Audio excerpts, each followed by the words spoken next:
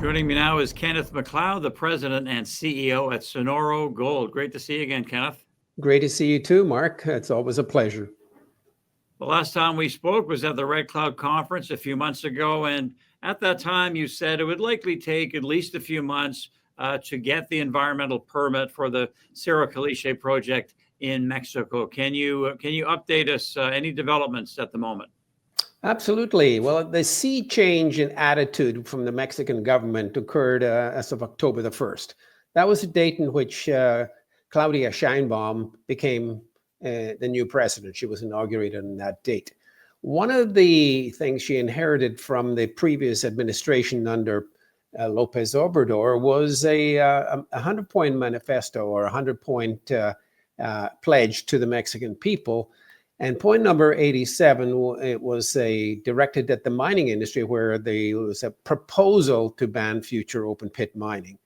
Well, come October the 1st, and President Sheinbaum is sworn in, the first thing she did was she put out a brand new 100-point pledge, which totally omitted the proposed ban on open pit mining. So it's gone. It's history. We don't have to worry about that anymore.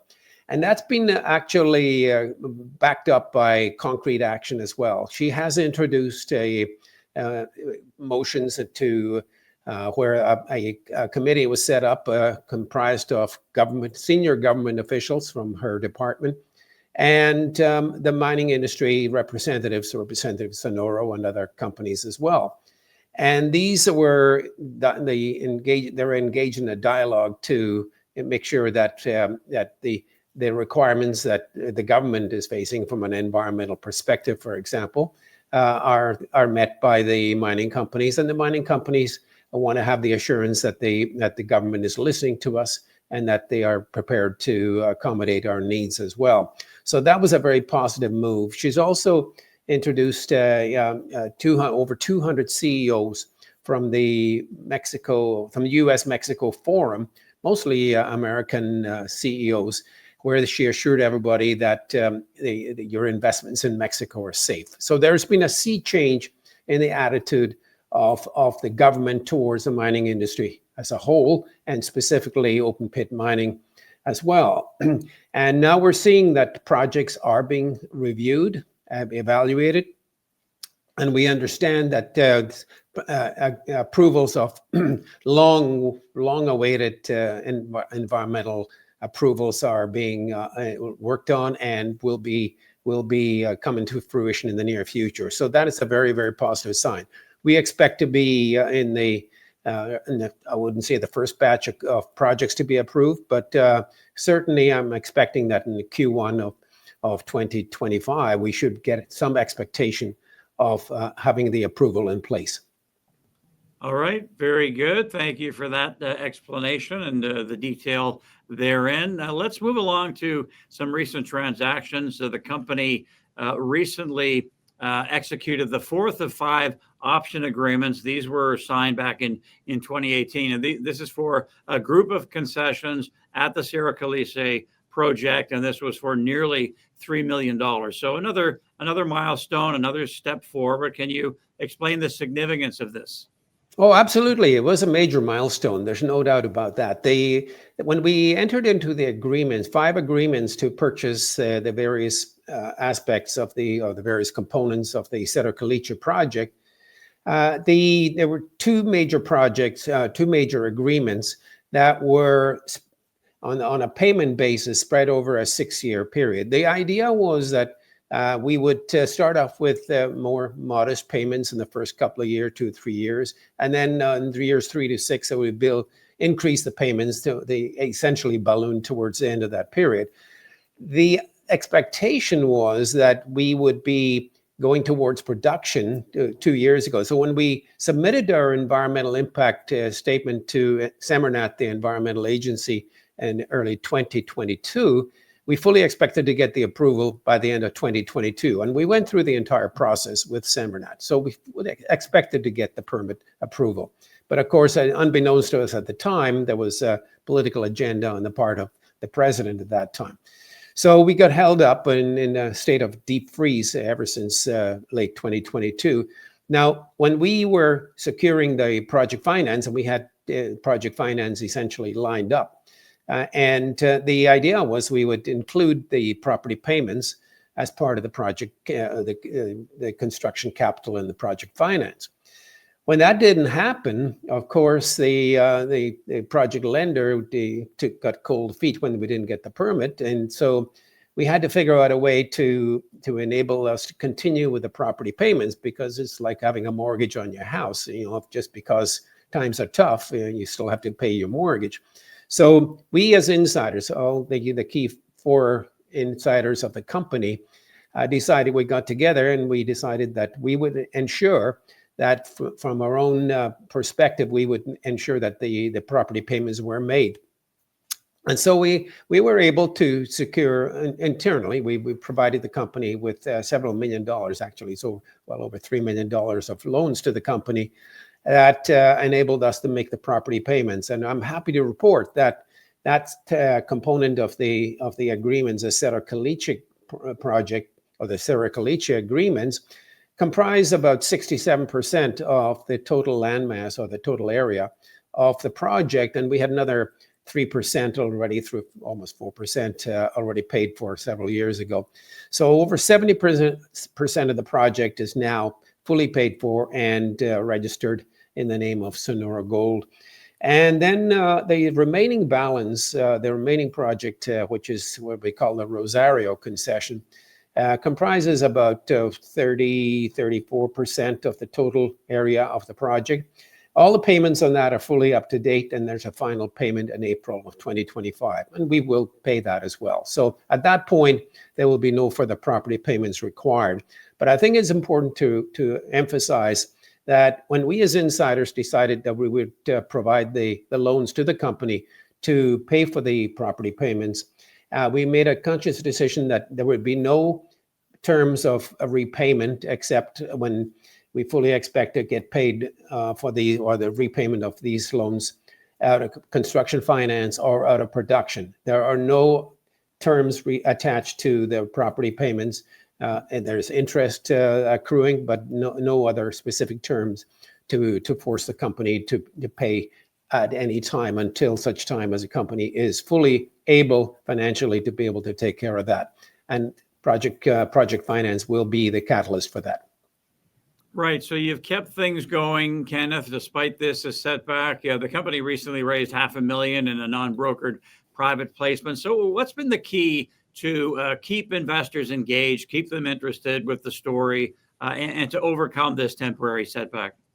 Well, I think if you look back at the most recent catalyst, which was the inauguration of President Claudia Sheinbaum, that was a major breakthrough for the investors, because we went from having I would say an antagonistic relationship with the prior administration under Lopez Obrador to what is now obviously becoming a much more mining-friendly environment under President Sheinbaum.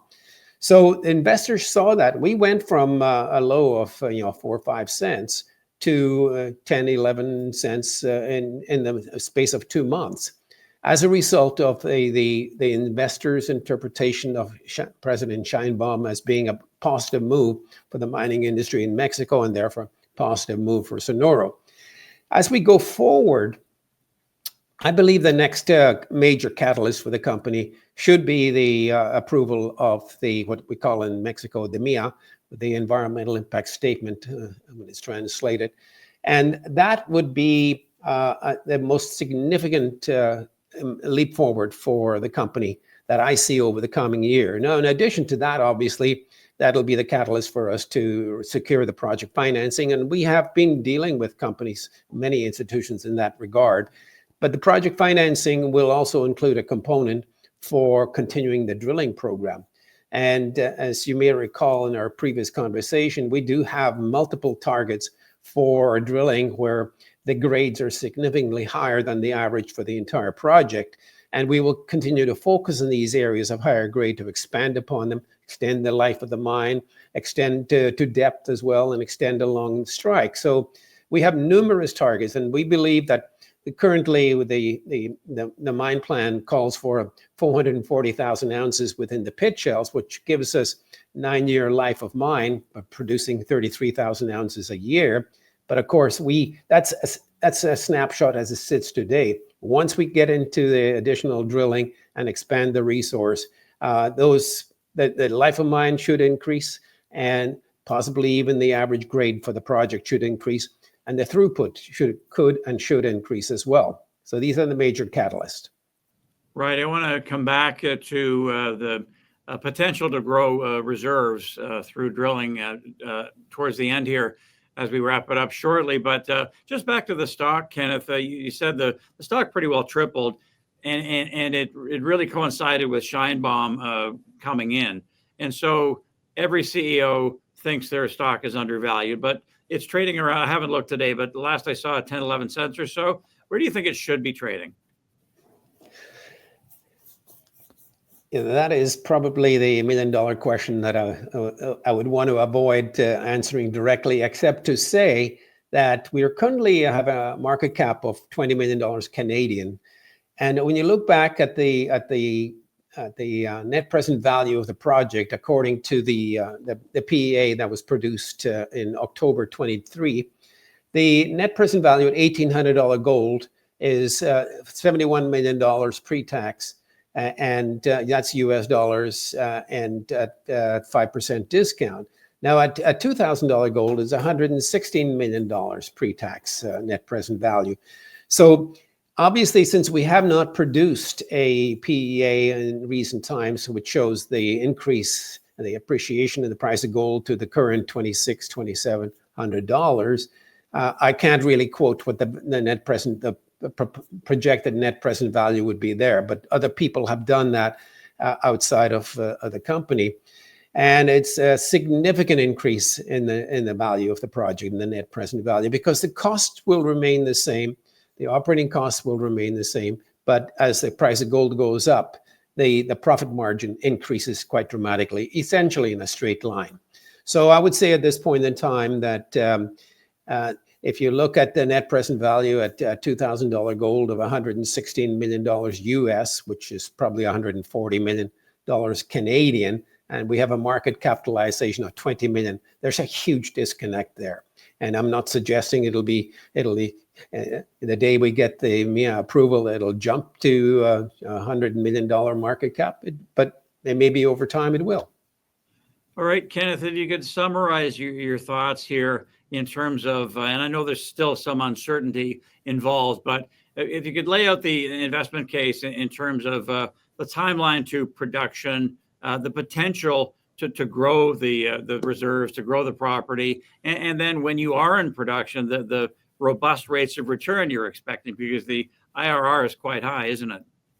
The IRR is very, very high. Once again, I referred to the PEA where at $1,800 gold, a 59% IRR pre-tax, and that's at $1,800, and at $2,000 gold, it goes up to 85% IRR. So you can extrapolate from that what the IRR would be today at $2,600, $2,700 gold. So the cash flow will be significant on that basis by anybody's standards. And so the major milestone for us in the next little while, once again, to get the MIA approved. From there, we raise the project finance, and we have been looking at many avenues as to how to best secure the project finance without over dilution to the shareholders. And that's been our mantra all along, was we are trying to avoid as much dilution as we possibly can. So from the time we receive the environmental permit to build the mine, it'll take us 12 months to pour the first doré bar. And we're quite comfortable in projecting the 12 months because our team has done it with other projects, very notable projects as well, in significantly less time. So in fact, in one project, it was done, and the first doré bar was poured within 5 months from the date of receipt of the environmental impact approval. So from that point onward, at the same time as we're drilling, we would expect to have continuing source of news as we go along. Obviously, if it's 12 months to the date from we get the permit until the construction is completed and we're producing, That's great news. That's obviously very, very significant news, and we'll be treated differently from exploration company to being a producer at that point. But also along the line, the market will be demanding them news for us. And the best news we can offer in that regard would be continuing the drilling program, because we have so many targets on the property. We have always maintained that the potential for the project is up to 2 million ounces. And the only way we can achieve that is by drilling, continue the drilling program. And by taking the current amount of drilling that's been done on the property to date, with 498 holes, 55,000 meters of drilling, we've only covered less than 30%. We've only drilled an asset less than 30% of the known mineralized zones in the property. So we have a huge amount of targets for us to continue with the remaining 70% of the mineralized zones, which have been assayed at surface. And we know through outcrops that they are mineralized, and the targets are quite significant for us. And so we've probably got another three years of drilling ahead of us to fully realize upon the value of the project, the full potential for the project. And once again, I believe that where we're at today, while we're representing less than 30% of the known mineralized zones, we're still representing less than 30% of the known potential for the mineralization in the property. Good to see you, Kenneth, and thank you for the update. We'll talk to you again. Thank you, Mark. It's my pleasure. Kenneth MacLeod, President and CEO at Sonoro Gold.